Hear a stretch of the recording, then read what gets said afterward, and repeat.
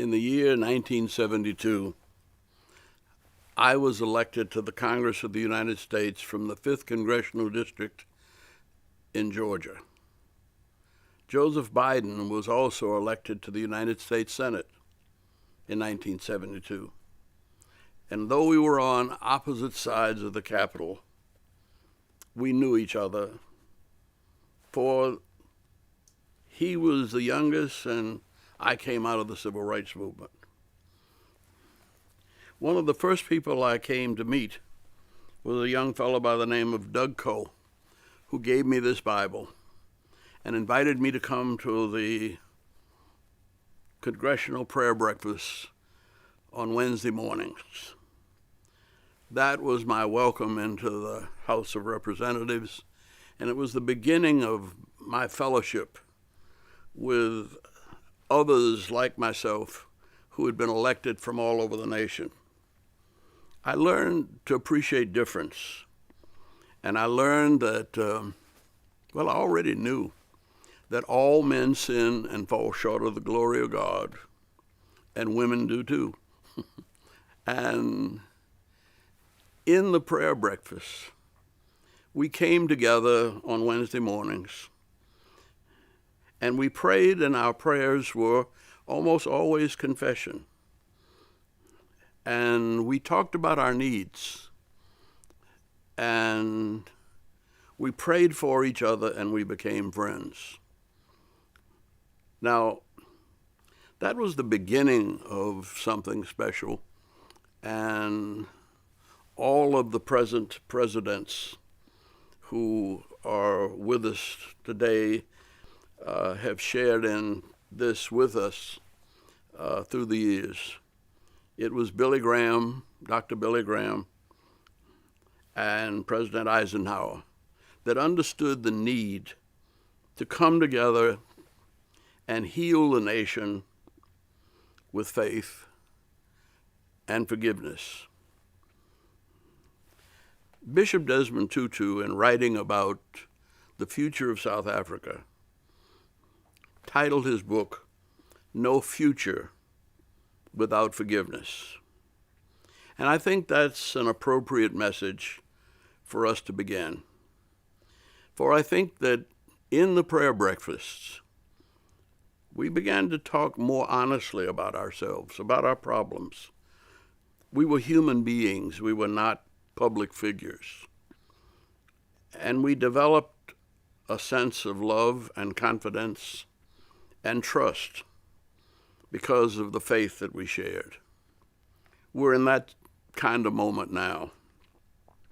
And so it's my privilege to take from our brothers in South Africa the idea that we have no future without forgiveness. For we all fall short of the glory of God.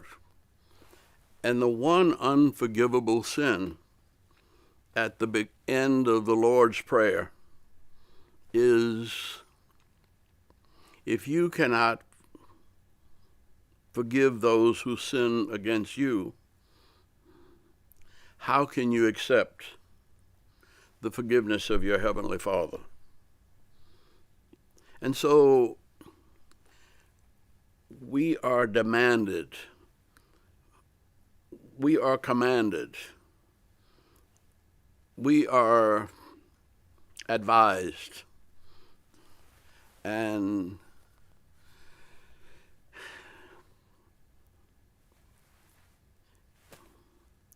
we must find a pathway to unity, and that path is the path of forgiveness.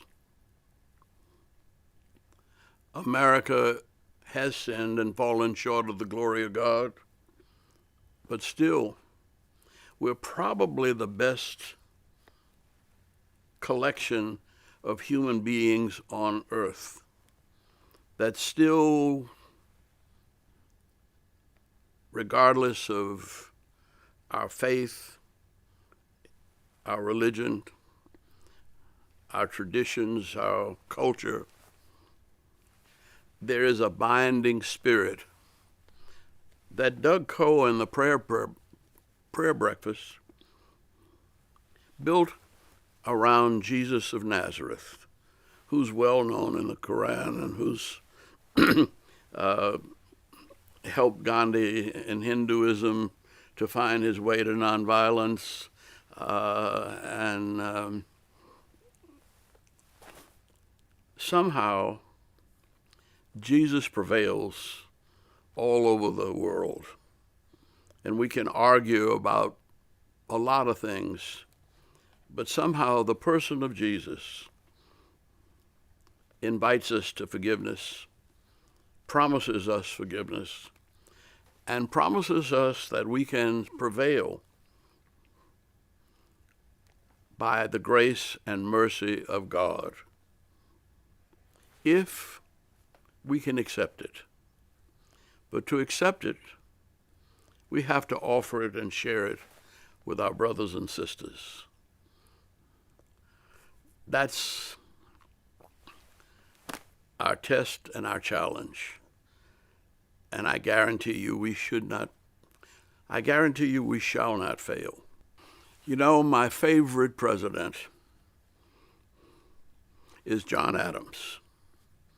And I like John Adams because he wrote much of the Massachusetts Constitution that Thomas Jefferson dressed up and made the U.S. Constitution.